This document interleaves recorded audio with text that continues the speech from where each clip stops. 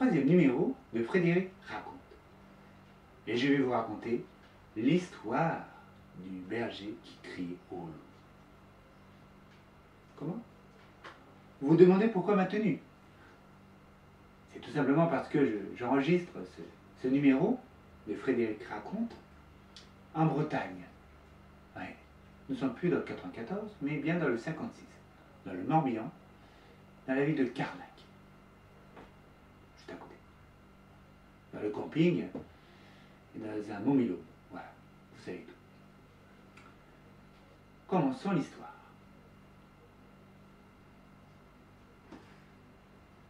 C'est l'histoire d'un jeune garçon, un berger, qui tous les matins prenait ses affaires, amenait les moutons tout en haut de la colline, les faisait brouter toute la journée. Le midi, il avait bien sûr pris son casse-croûte, qui était un sandwich, avec une bouteille d'eau, grande pour pouvoir s'altérer, pour pouvoir boire pendant toute la journée. Puis le soir, il redescendait avec les moutons. Le lendemain, c'était pareil.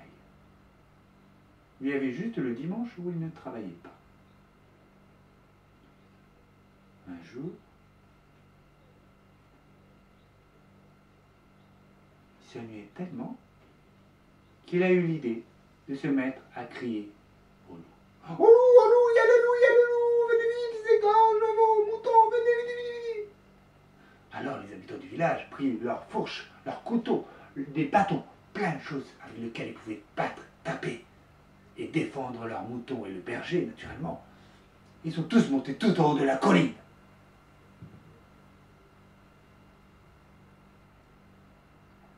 Mais tout ce qu'ils ont trouvé en haut de la colline, c'était les moutons bien vivants.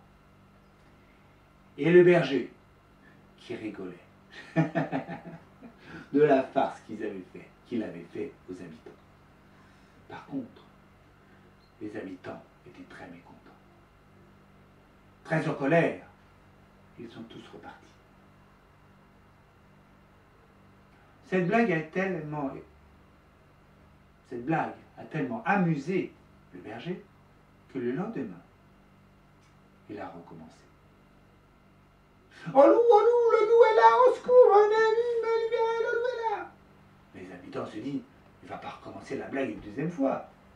Ils ont pris leurs fourches, des bâtons, des couteaux, plein de choses, pour le défendre. Ils ont monté tout en haut de la colline. Et là, tout ce qu'ils ont vu, c'était leurs moutons qui étaient bien vivants, et le berger qui rigolait. Il a commencé ça au moins une semaine entière.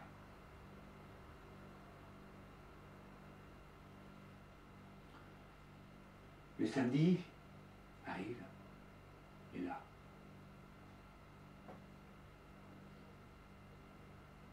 il se place sur son rocher sur lequel il avait l'habitude de s'asseoir.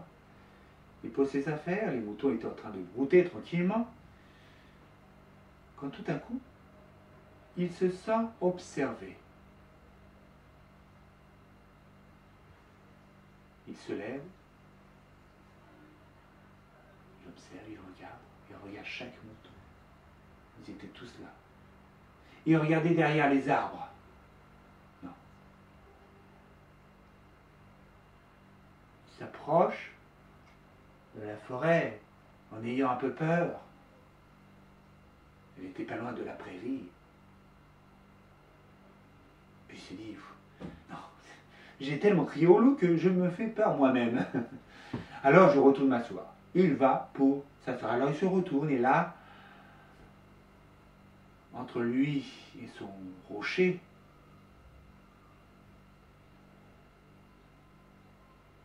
il y avait le loup. Le loup était là.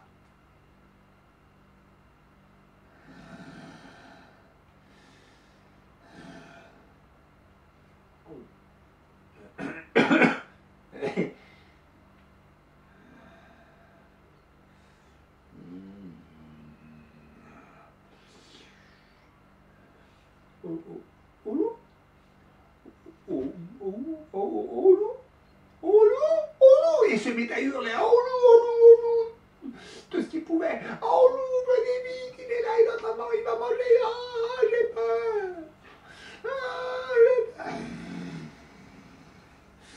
Et le loup se mit à lui sauter dessus.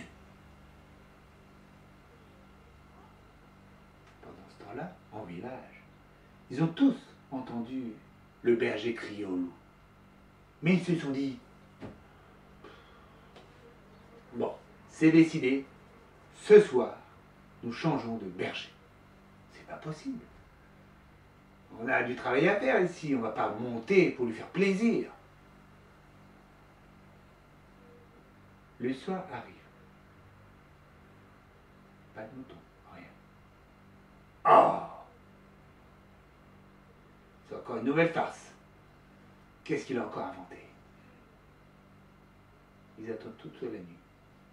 Toujours rien. Au matin, finissent par prendre leur fourche, leur couteau, leur bout de bois, et ils montent pour voir.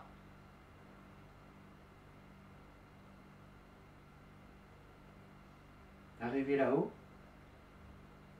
ils n'ont pas vu le berger qui avait disparu.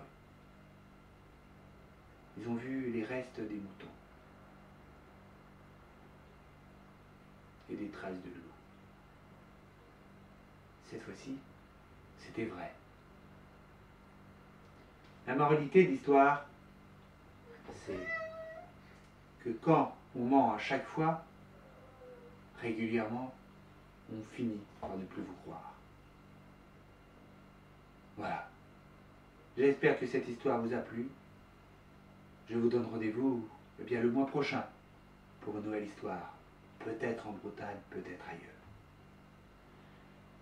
Au revoir. Et comme on dit ici en Bretagne, Kenavo.